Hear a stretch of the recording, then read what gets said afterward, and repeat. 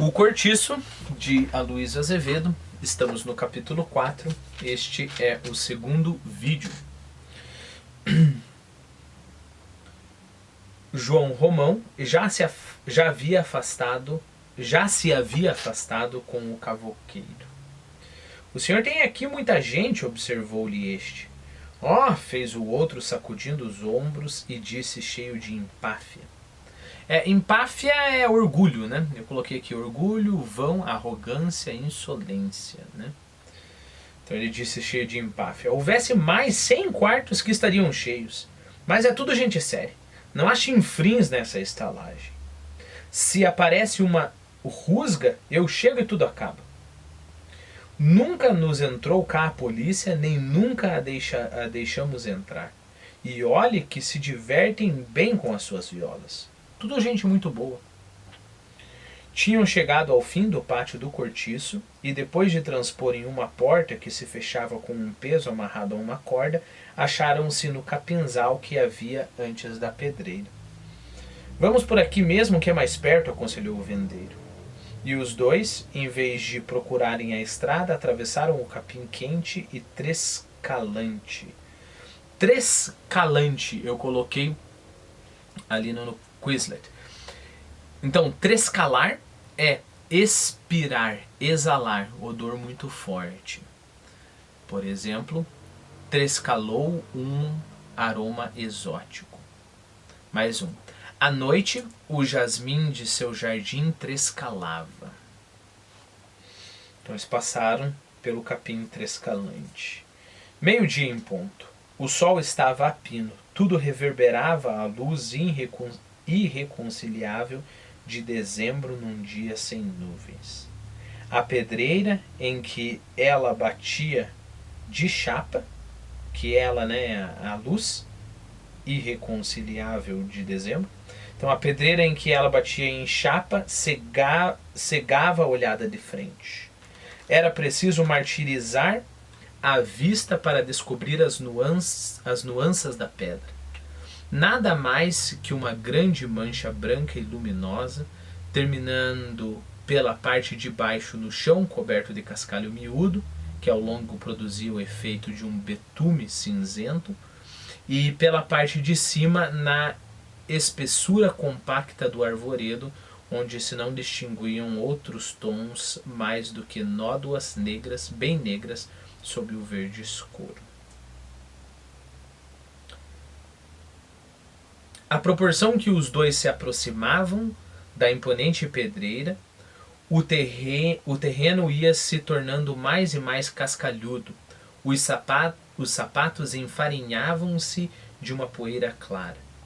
Mais adiante, por aqui e por ali, havia muitas carroças, algumas em movimento, puxadas a burro e cheias de calhaus partidos, outras já prontas para seguir à espera do animal, e outras, enfim, com os braços para o ar, como se acabassem de ser despejadas naquele instante. Homens labutavam. À esquerda, por cima de um vestígio de rio, que parecia ter sido bebido de um trago por aquele sol sedento, havia uma ponte de tábuas onde 3 pequenos, quase nus, conversavam assentados sem fazer sombra, sem fazerem sombra porque o sol está a prumo, né? Iluminados a prumo pelo sol do meio-dia. Para adiante, na mesma direção, corria um vasto telheiro velho e sujo, firmado sobre colunas de pedra tosca. Aí muitos portugueses trabalhavam de canteiro, ao barulho metálico do picão que feria o granito. Logo em seguida, surgia uma oficina de ferreiro, toda atravancada de destroços e objetos quebrados, entre os quais avultavam rodas de carro.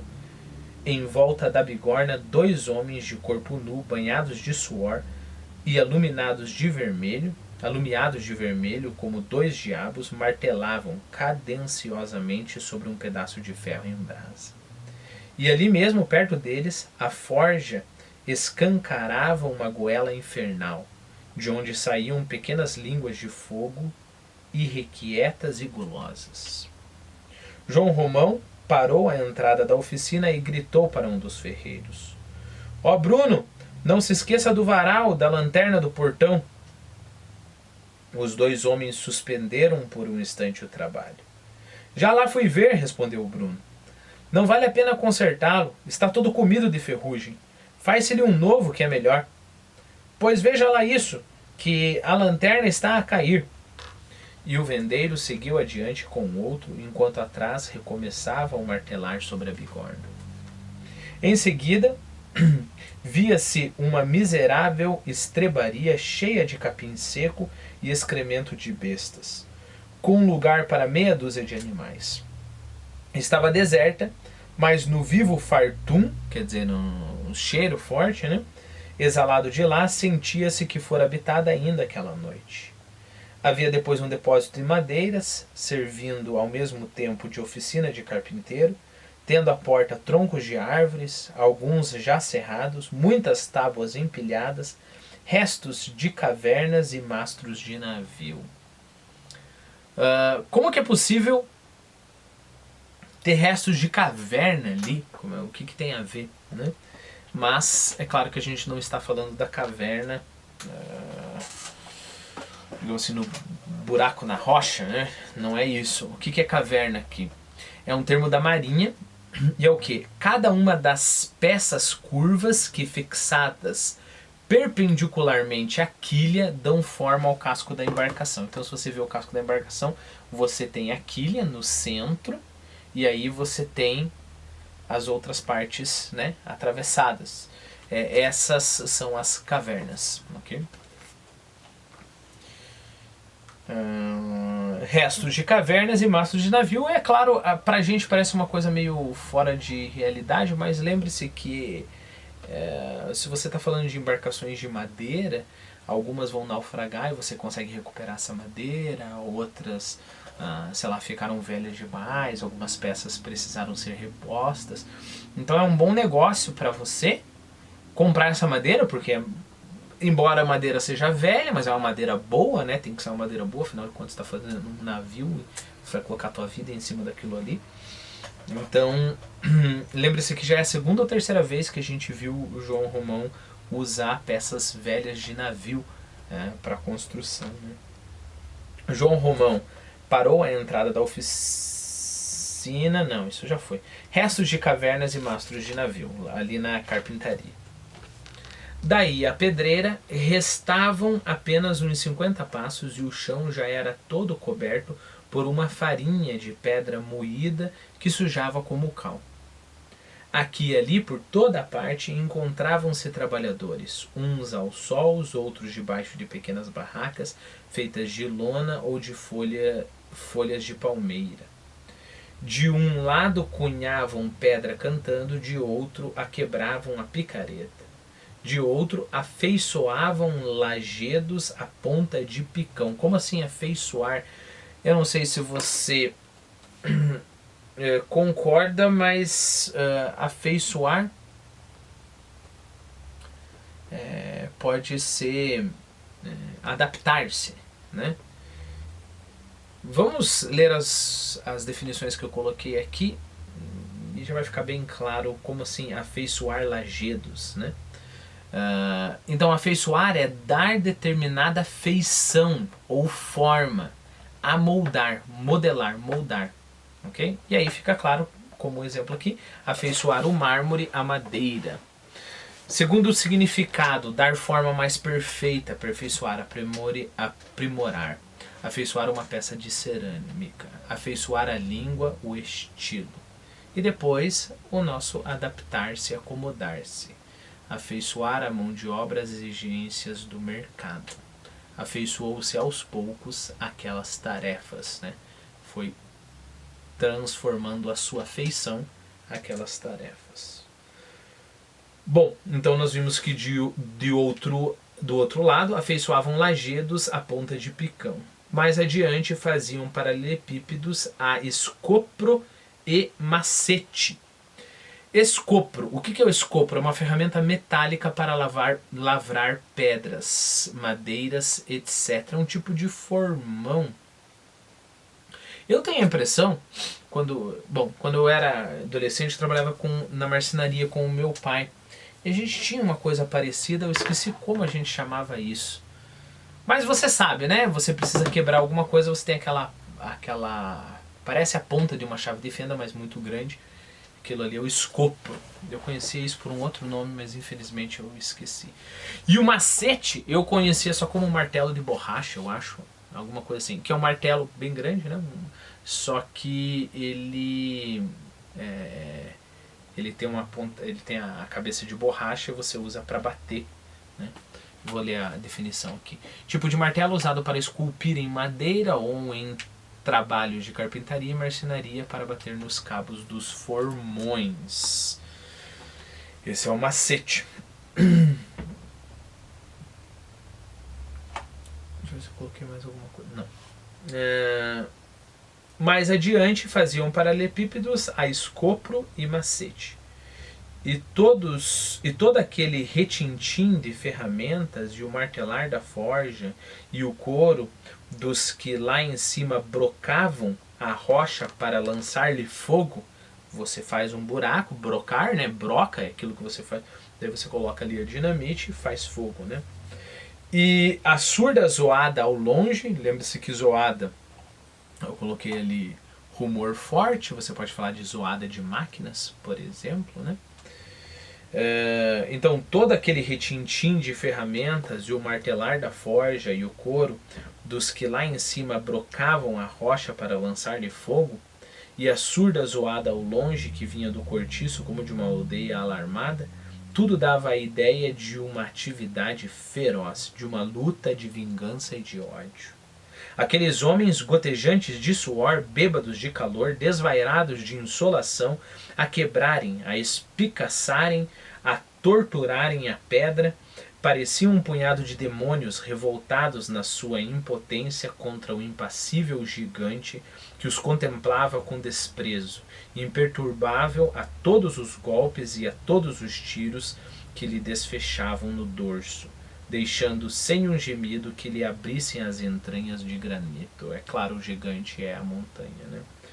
O membrudo cavouqueiro havia chegado à fralda do orgulhoso monstro de pedra, quer dizer, a parte de baixo ali, né? Da montanha. Tinha-o cara a cara, mediu-o de alto a baixo arrogante, num desafio surdo. A pedreira mostrava nesse ponto de vista o seu lado mais imponente. Descomposta, com o escalavrado flanco exposto ao sol, flanco é claro é o lado, né? O que é uma escalavrura? Escalavrura é um ferimento superficial, escoriação, como quando você rala, né? Sei lá, rala o braço quando você cai.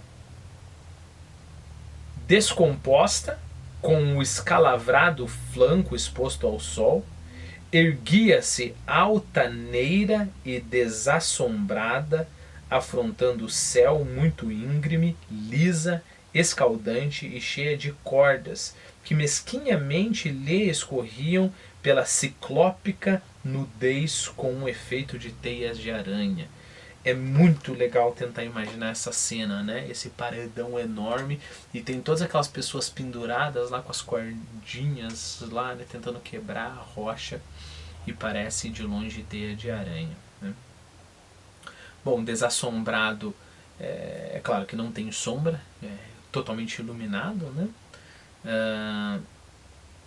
E bom, é isso que eu coloquei no nosso Quizlet para essa passagem. Em certos lugares, muito alto do chão, lhe haviam espetado alfinetes de ferro, né? Nessa proporção, lembra que você está vendo nessa proporção, as pessoinhas lá em cima. Pareciam palitos, mas em cima dos quais uns atrevidos pigmeus, os homens, de forma humana, equilibravam-se, desfechando golpes de picareta contra o gigante. O cavouqueiro meneou a cabeça com ar de lástima. O seu gesto desaprovava todo aquele serviço.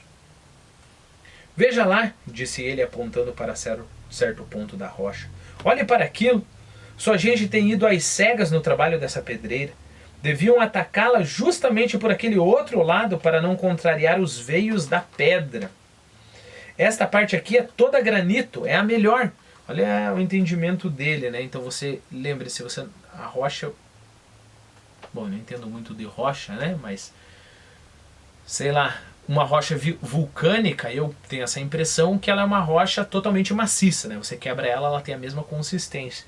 Não vai ser a mesma coisa, claro, com uma montanha, né? Você tem partes mais duras e resistentes e partes mais moles. E aí depende dos veios da pedra, mais ou menos como se fossem fibras da carne, né? Quando você vai cortar a carne, se você explodir no lugar certo, sai uma parte enorme e intacta, digamos assim, para ser trabalhado. Por que isso é importante? Porque partes da rocha vai ser granito, e granito você pode usar para uma coisa mais nobre do que fazer paralelepípedo para o chão, né? Então, assim como uma boa carne, eu acho que talvez a imagem seja legal, assim como a carne, né, que você tem que saber separar lá o coxão mole do coxão duro, a parte nobre, a parte que não é tão nobre assim, a rocha tem as suas partes mais lucrativas e menos lucrativas. E todo esse conhecimento o cavouqueiro aqui parece que conhece, que tem muito presente. Esta parte aqui é toda granito, é a melhor, pois olhe só o que eles têm tirado de lá. Umas lascas, uns calhaus que não servem para nada. É uma dor de coração ver estragar assim uma peça tão boa. Agora, o que hão de fazer dessa cascalhada que aí está, se não macacos? Lembre-se, macaco é o paralelepípedo, né? Aí, do jeito que eles explodiram a rocha, o jeito que eles conseguiram tirar uma parte da montanha, eles cortaram a integridade de um granito que poderia ser feito outras coisas, né? E aí só sobra fazer paralelepípedo. E brada aos céus, creia, ter pedra desta ordem para empregá-la em macacos. Ele continuou. O vendeiro escutava-o em silêncio, apertando os beiços, aborrecido com a ideia daquele prejuízo.